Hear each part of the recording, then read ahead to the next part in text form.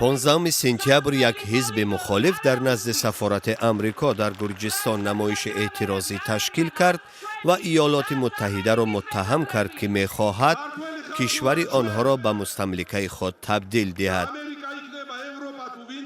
این نمایش با تشبث اتحادیه میهن پرستان برگزار شد که از 150 نامزد پارلمان 6 تاش از آنهاست. این حزب سیاسی با گرایش به روسیه معلوم است و به ناتو پیوستن گرجستان را نمی‌خواهد.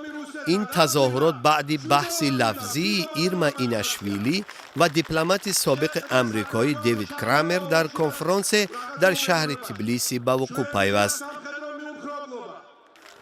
هنگام تظاهرات عکس دیوید کرامر را در اکران بزرگ نشان دادند. تظاهرگران خواستند که به او حق ورود به گرجستان داده نشود.